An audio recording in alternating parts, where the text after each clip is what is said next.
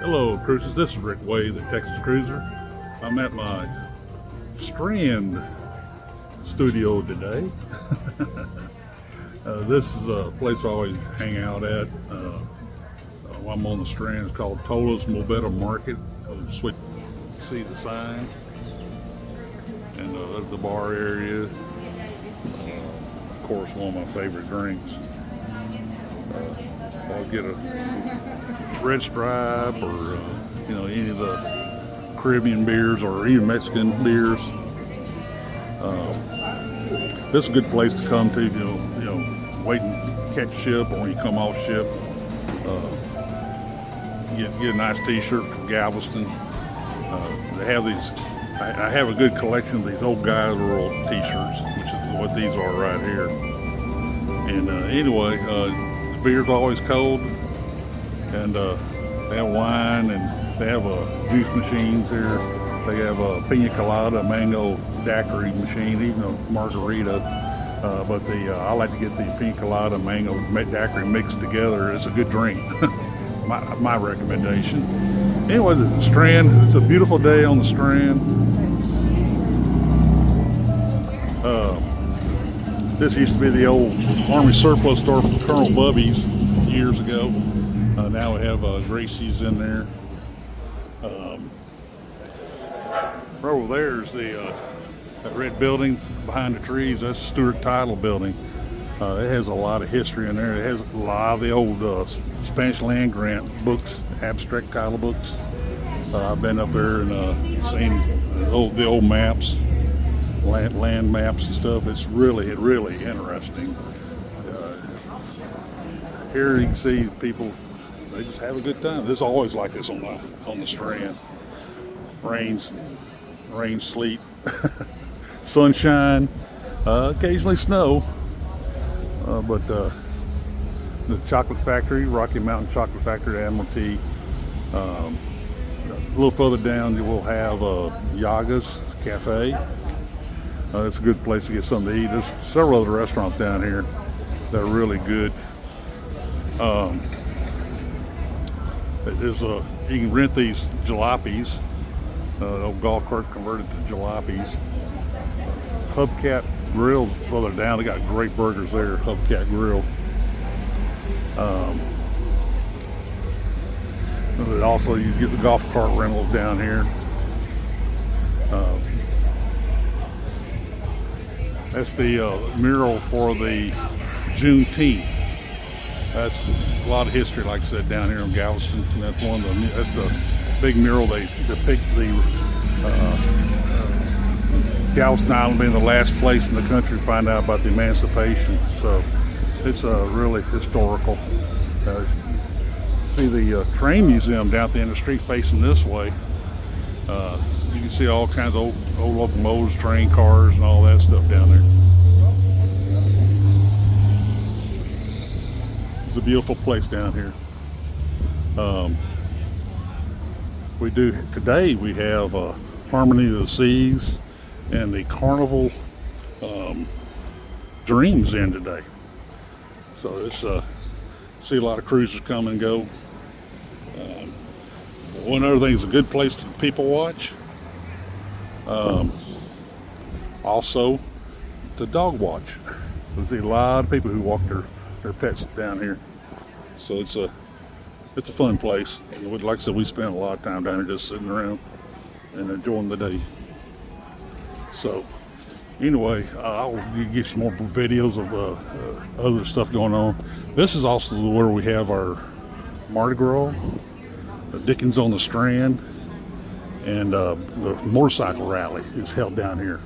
They close off the street for those events, and it's a wild and crazy time and fun, lots of fun. So anyway, talk to you a little bit.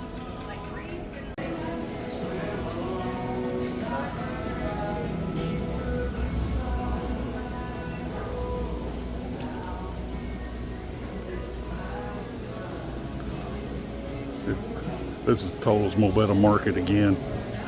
I'm kind of walking around and showing you the various things that they have. A lot of cool stuff in here. One thing they do have is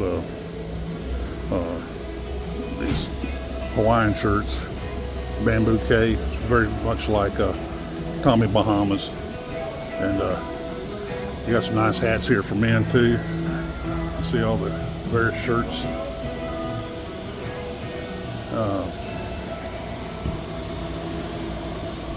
Good place to get started on your cruise or finish a cruise. Come down to Galveston, get a piece of Galveston, take it home with you. Well, folks, thank you.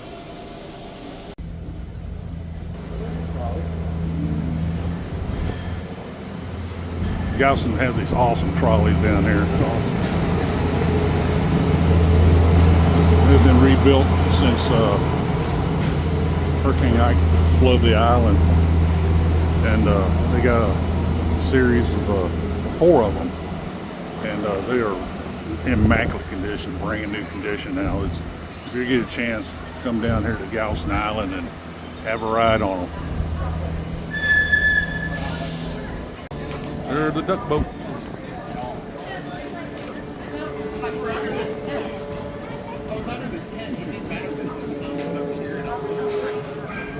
There's a third one I've seen come by today. They go off its bayou. They go out in the water there, tour. They board over there on the seawall there near the pleasure pier.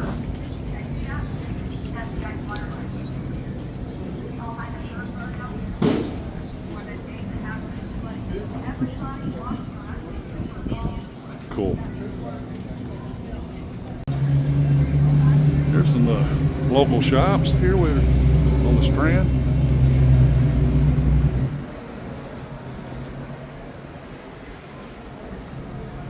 These buildings got a lot of history. A lot of them survived the 1900 storm. You can see they'll have some of these buildings will have the water line show the different hurricane water line, and it's interesting. They're resilient. They had to change out their inventory, but the buildings they survived. Okay, here's a Carnival Dream. She's in port today. Oh, great to see her here. This is Sangerfest Park here. Right over there is Yaga's Cafe. Strand's a great place to hang out, folks. Hello, cruisers. This is Rick Wade, the Texas Cruiser. Many of you know I do a cruise newsletter, and I've been struggling with this topic. I must have wrote it 3 or 4 times and get bogged down on it. It's basically what it is, an article about what cruise lines are doing to keep their ships fresh and keep the inventory of ships they have up to date. And every cruise line seems to have a little different take on it. Everybody knows about Royal Caribbean. They've gone into the shipbuilding mode quite a bit. The Oasis class and Icon. But the Carnival, they're starting back up and building more ships themselves. Jubilee was the last for a little while, but now we've got some more ships coming behind her now. And got a couple more of the XL class, and then a couple of they're starting working on the Project Ace, which is the new mega ships they have in the 230 gross ton, 1,000 gross ton category. So the Carnival in the past, how they freshened up the ships, they came up with a new livery, which actually I think was a good idea, going from the white hull to more of the red, white, and blue, lots of blue on the hull. It basically don't show rust like they used to, like the little white hulls do. And they done some upgrades on some of the older ships. Now, the older ships are supposed to only last like 25 years, and then they're supposed to recycle out. but they're trying to hang on to them a little while longer because they're not building any of the smaller ships. The big cruise lines aren't anyway. Some of the mid-size are building, you know, the smaller capacity ships, and it's an interesting to follow all of that. So now Royal Caribbean has a amplification program, which they are really spend a lot of money when their ships go in for the shipyard. They're putting changing out some of the features, facilities, putting in new restaurants, new bars. They have this pesky parrot they have now, and the playmakers going in some of the newer ships. The mason jar that they have. They're a lot of the amenities that they're building on the new ships that they're building. They're putting those kind of facilities in.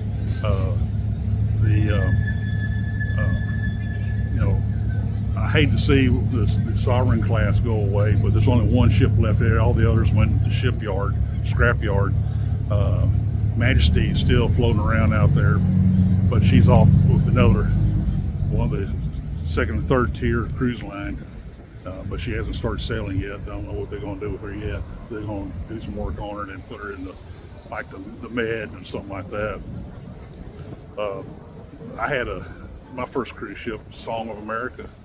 She was still in 1988. I sailed her, but she was still floating around till just recently. She went into the scrap yard, but her career got extended when they took her to the med, and she did a lot of the Greek Isle sailings. So I know it's just this interesting history there.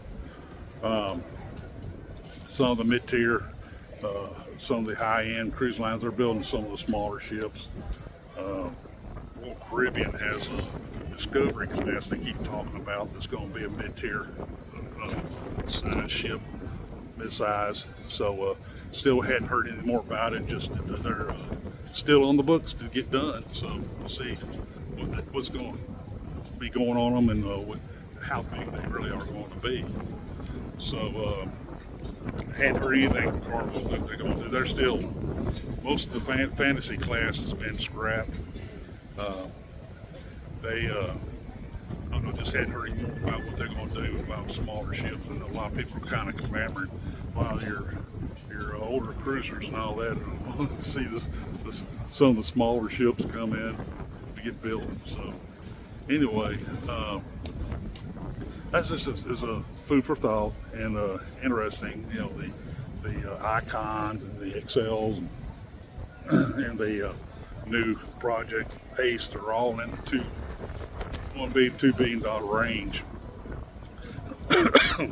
Oregon's getting amped for $100 million, so that's going to help keep their product fresh. I think Liberty of the Seas is coming to Galveston soon, and she should be getting amped next year. And I'll be excited to see that because she's one of my favorites. I sailed more on Liberty than any other ship, so that's going to be fun seeing that. I'll probably book her when she comes back to Galveston. So anyway, I'm down here on Galveston Island on the Strand. Beautiful day, a little windy. I don't know if you can hear the wind, but it's a Dream, Carnival Dream, and Harmony Seas are in port today, dropping off passengers, getting more passengers, and beautiful day for sailing. So even the old 1800 ship that we have here, Alyssa, she's out doing her sailing days right now too. So she's about unfurled the sails and getting out there and taking a few people out there for a little ride and all that. So if you ever get a chance to go check her out, and beautiful old ship. If you're ever boarding the ship there at Pier 25 and get on a Carnival ship, usually you'll see her right there in front of the ship. So that's where she always docked. And of course, across the channel is the Battleship Texas. She's looking great. She's looking fantastic. Looks like she's ready to go out there and kick some bad guys rear end. So anyway, get a chance to hit that like and subscribe button. stay tuned to my channel. I'll get some more news and I'll be putting it out here. I'll probably do some more broadcasting down here on the Strand. I love it down here, and it's a great place to people watch and dog watch and all kinds of stuff. So anyway, y'all take a cruise soon. Take my word for it, you'll feel better for it. This is Rick Wade, the Texas Cruiser. Talk to you later. Bye.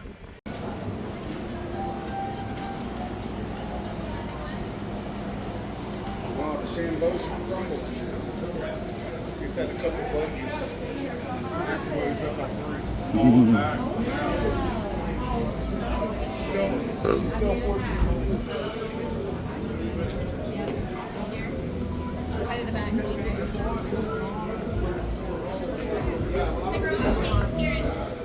The girls go across and get ice cream? Yeah. You can sit at